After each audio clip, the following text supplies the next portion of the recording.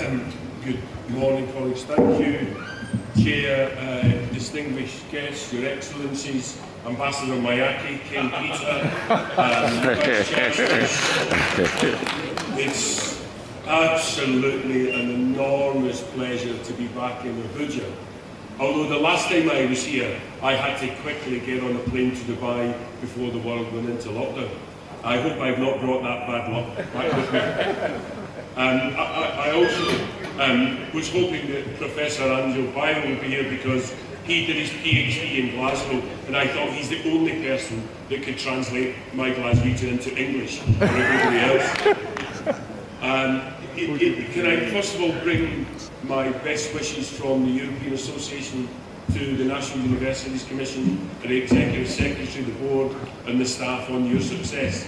On becoming, I believe, the oldest national authority in quality assurance and regulation in higher education in the world.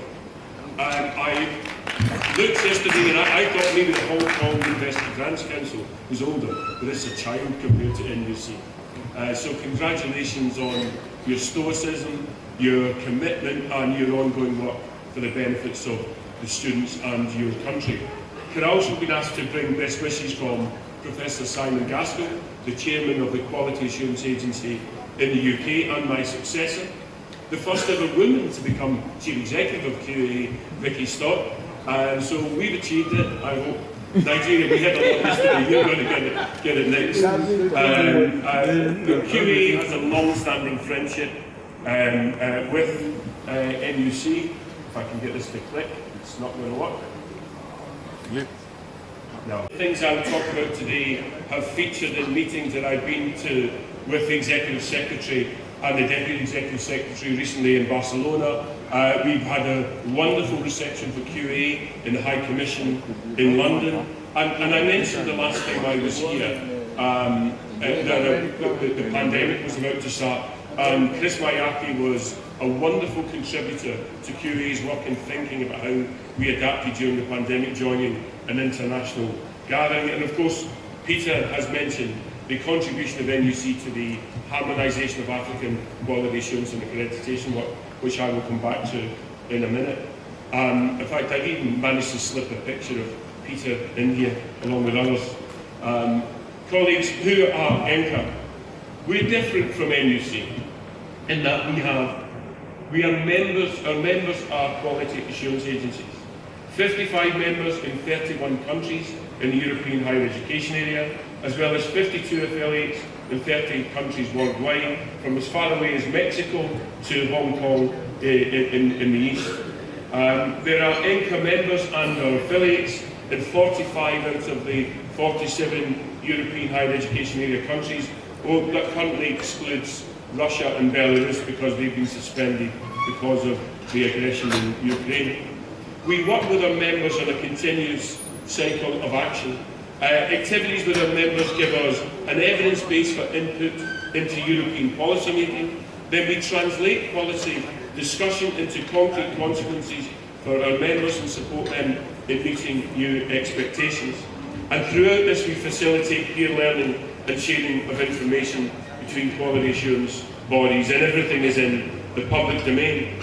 But one of the other things we do in Europe, we take our own medicine. So we as agencies inflict regulation and quality assurance onto institutions. So therefore we as agencies every 5 years undergo a peer review of ourselves against European standards to help us improve our performance. Even within my own country of the UK, we have 4 different legal systems for higher education. So there's a complex world. And no single agency is exactly the same.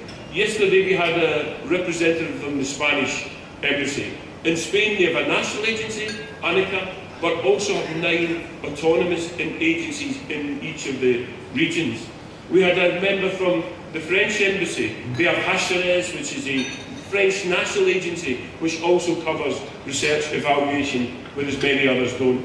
We've got QQI in Ireland, which covers all levels of education in further and higher education, and is even an awarding body in its own right. And then you have SKVC in Lithuania, which as well as being the quality assurance body, is also the national recognition centre for quality assurance. This diversity is getting greater as our agencies explore new topics, find new ways to offer added value to their sectors, and seek to remain relevant in the changing world of higher education. So I want to say a little bit about the European standards and guidelines. All of our members, to become a member of ENQA, you need to be aligned, be compliant with the standards of the European standards and guidelines. But they are not a monolithic process. They are not a single approach to undertaking quality assurance.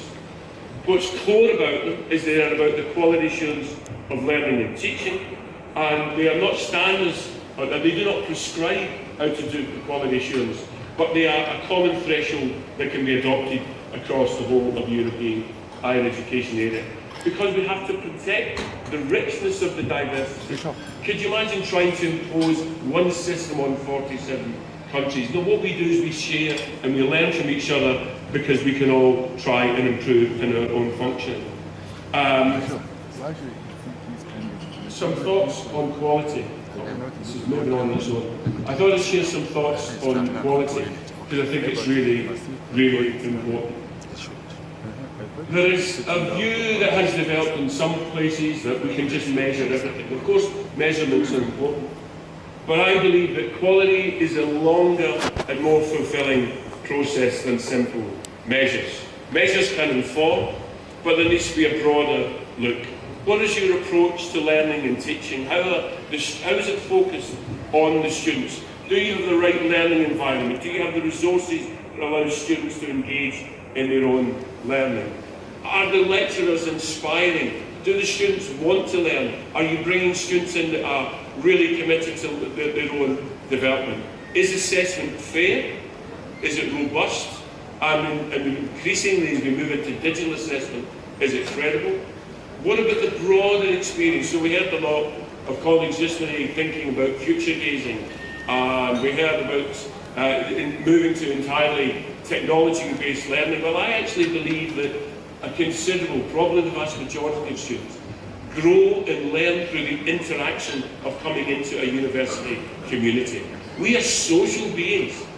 We are social beings. We don't want to sit in front of Zoom all day long. We learn from our peers, we engage and become more rounded citizens through the process of higher education. And the programmes that we deliver have to be relevant for life, work and society, and we look to include everyone with different characteristics. We heard a lot yesterday about participation of women, but people with disabilities, people from disadvantaged backgrounds, it's really important we're inclusive. So it is a holistic process that is really, really important.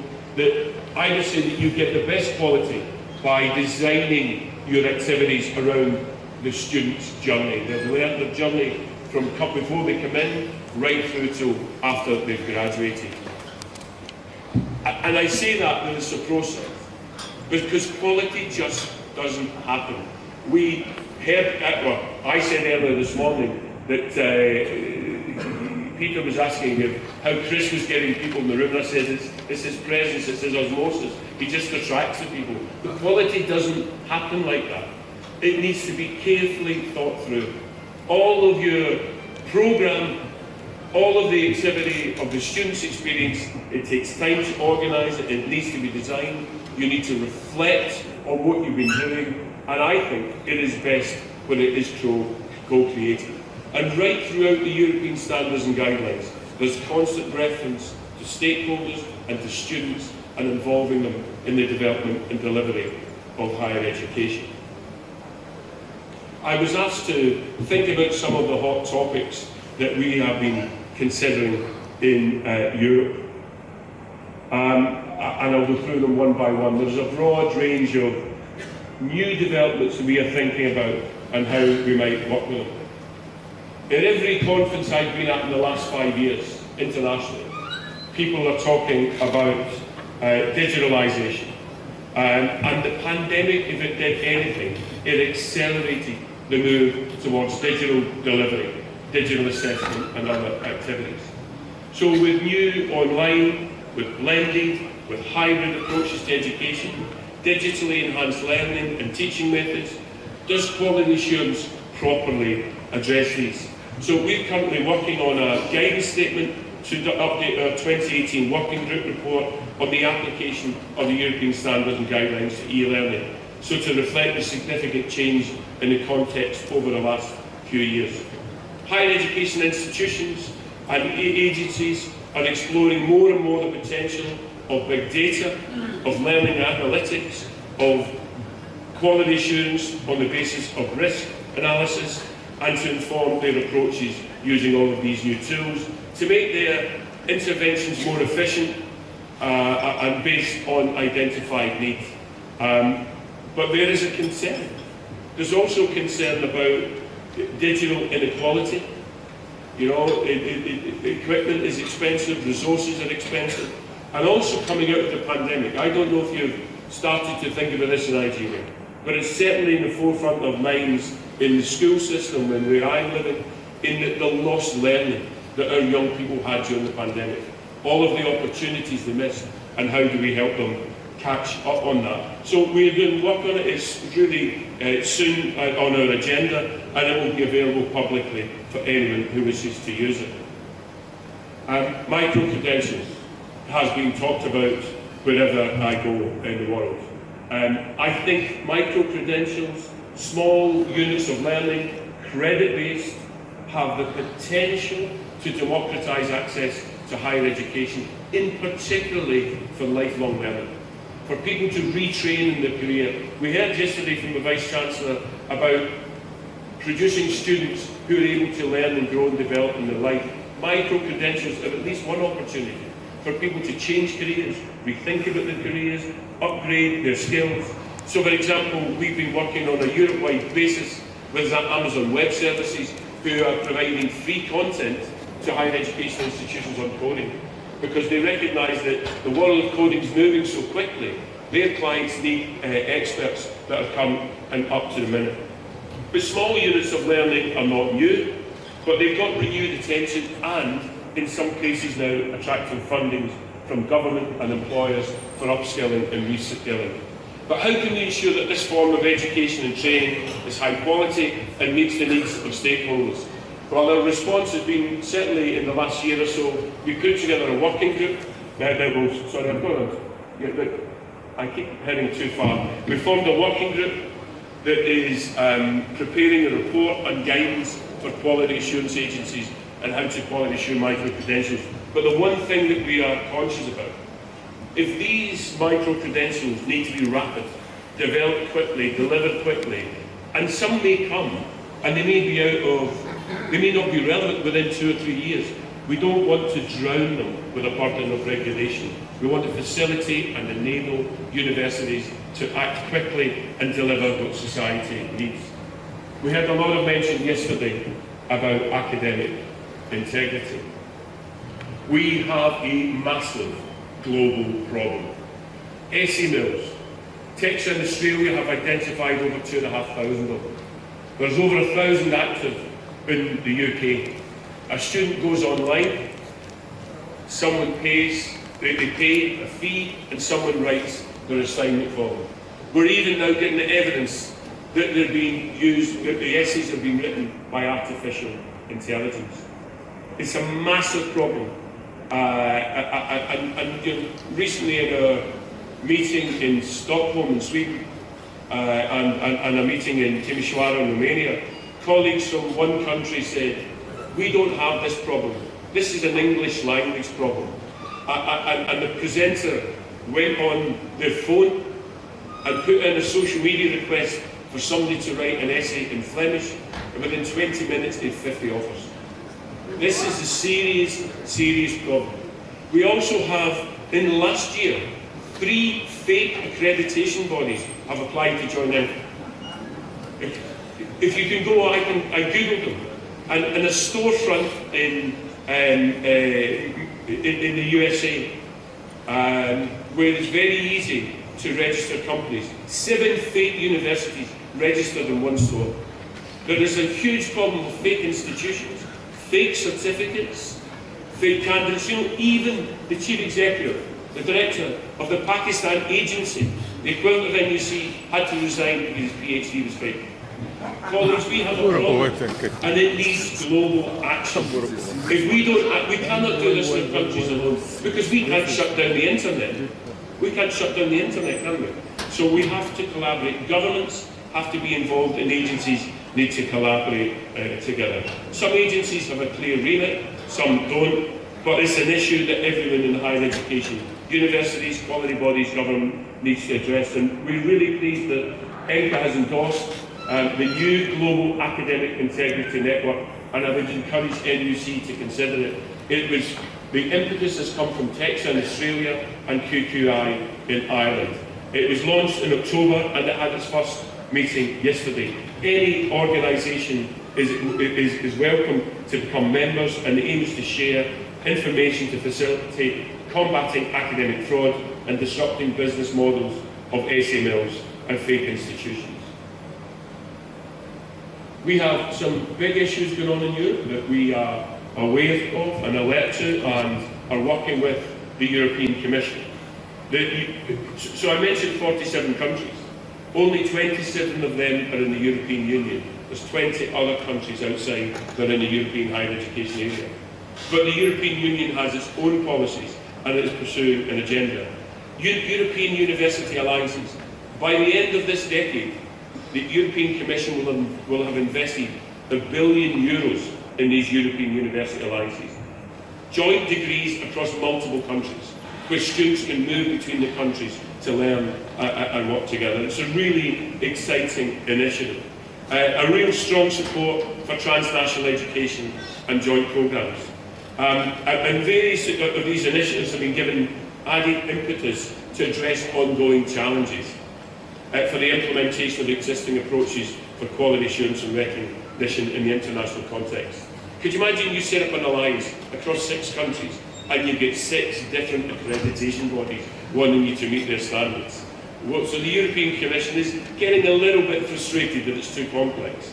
So we have the European approach to joint programmes, and we certainly support that, the idea that an alliance should choose one agency, one body, to do its recognition and accreditation, and those degrees should be accepted. But the Commission is playing with ideas, or thinking about ideas such as a European degree label, potentially creating a legal entity for the European universities, and potentially a single European agency to undertake the quality assurance of that. But we do have some concerns, not about the ideas behind it, the principles are very good, but we have existing tools. And the biggest barrier that we see in quality assurance to the implementation of existing tools is the legal frameworks formed by national governments. And unless you change those legal frameworks, you make cross-border collaboration differently. So we would encourage the implementation of the existing tools, and we'll be working with the European Commission to take that forward. My fear is, if the European Union moves in one direction and the 20 others are left behind, then we break up the beautiful partnership of 47 countries across Europe. So these are political problems, and I never thought in the world of quality assurance we'd end up being involved in politics, but sometimes you have to.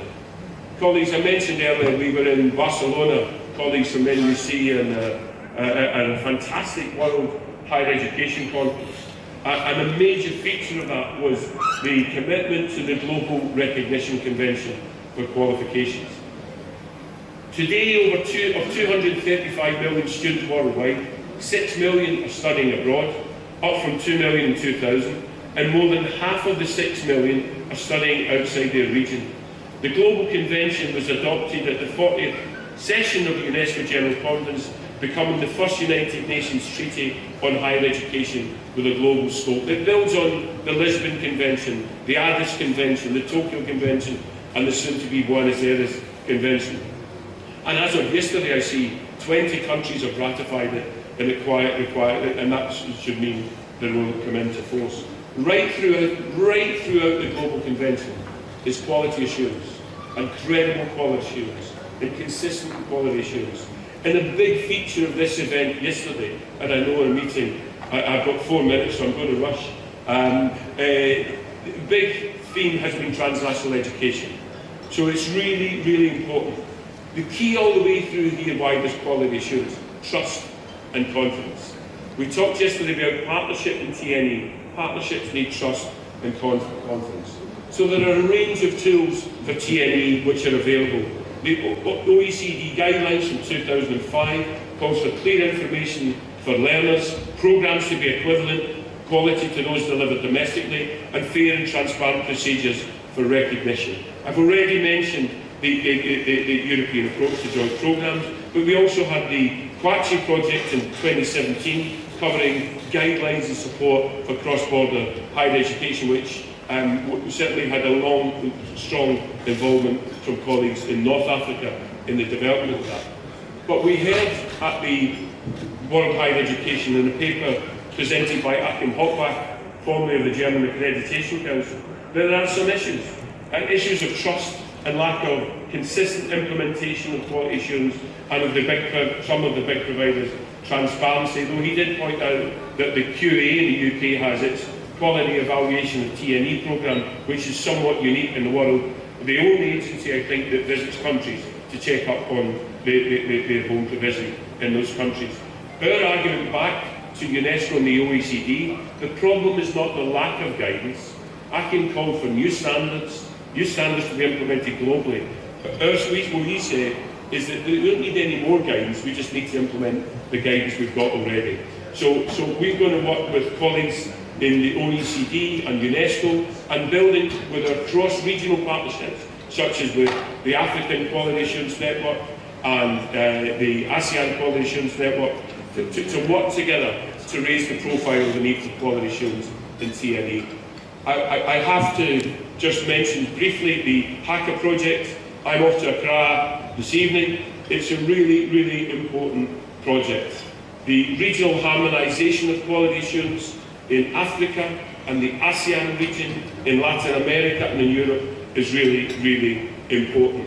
And this project has produced the African standards and guidelines, and ENQA has contributed to that strongly. And we've also been working supporting agencies' development by undertaking reviews and consultative visits along with teams of African experts. There's a very strong alignment, and if you aren't familiar with the HACA project, there is a nice initiative on YouTube with a very handsome chap who's here today with a bow tie on in the bottom corner there. You can get a 10-minute introduction to the harmonisation of African quality assurance accreditation.